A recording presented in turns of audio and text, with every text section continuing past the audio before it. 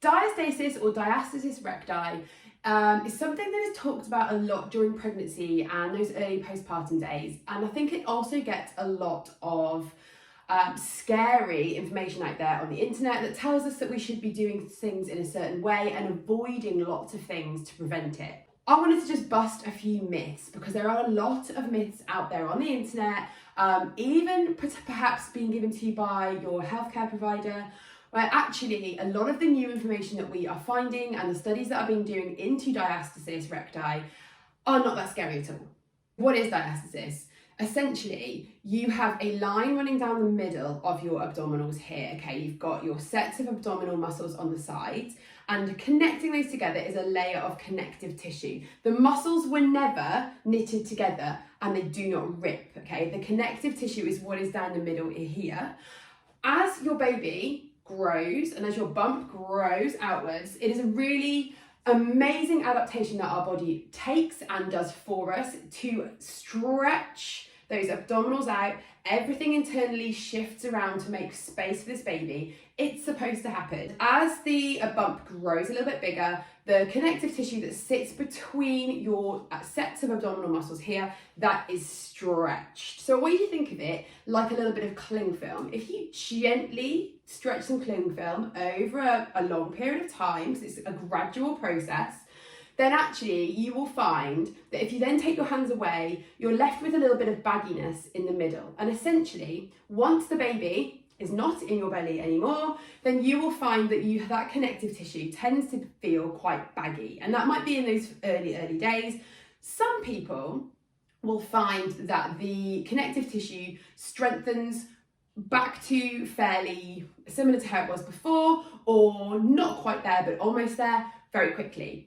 This is entirely dependent on genetics, your experience in your pregnancy in your body, the amount of exercise and the way you manage the pressure in and around here, which is why I like to teach some certain techniques during pregnancy rather than learning them post-baby. Also, when you've just had a baby, your brain is doing a million things. So if you can nail some of these techniques and information during your pregnancy, then you are more likely to have them embedded into your brain, know what you're doing, and just do it naturally postpartum. If you have a little concern, I always recommend you talk to a physio, a pelvic health or a women's health physio, even just your GP. Find somebody that can check it for you. Normally a fitness instructor that is specialising in postnatal education can check it for you, but I would go that step further if you have concerns and speak to somebody that's able to do a little bit more of an in-depth, give you more information around it. But if you do want to check it yourself, I would lie yourself down and you're just going to have a little feel to start with of what's going on around the centre here. I have a whole separate video available for you to talk you through how to do that check, but the main thing I want you to pay attention to is not how wide the gap is. Even with quite a wide gap, you can still manage what's going on here. I want you to pay attention to how deep or how soft that connective tissue feels. If the connective tissue feels like it's quite taut, almost like a trampoline, then actually that's quite strong, even if you do have a significant gap here.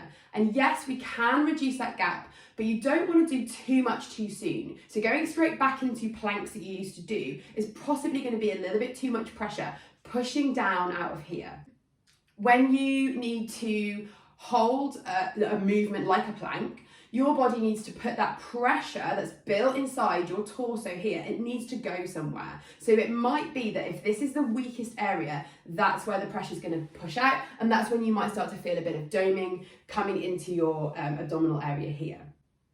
Equally, if you have weakness in your pelvic floor, you may feel the pressure pushing down into your pelvic floor.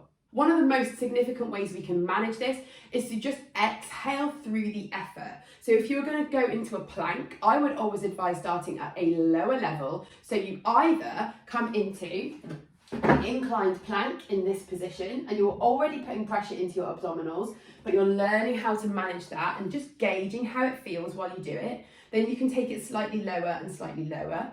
Or you can also come onto your knees and take your hands out in front, drop your hips into that centre space and find a little bit of pressure in there. And again, I have another video that explains all of this. If you are going to use that breath to manage the pressure, you're going to come into position, inhale before you go into the hardest part, and then you're going to exhale through the hard part.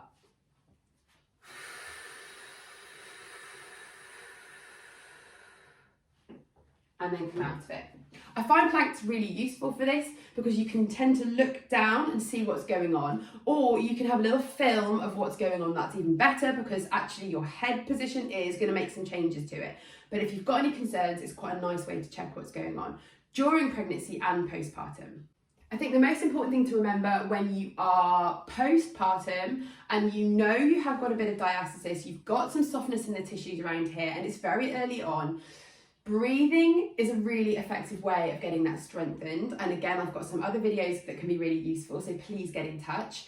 But also, if you're going back into exercise, so you want to gradually build that increase. I would not say to you, welcome to the gym, it's your first time, let's squat 100 kilos.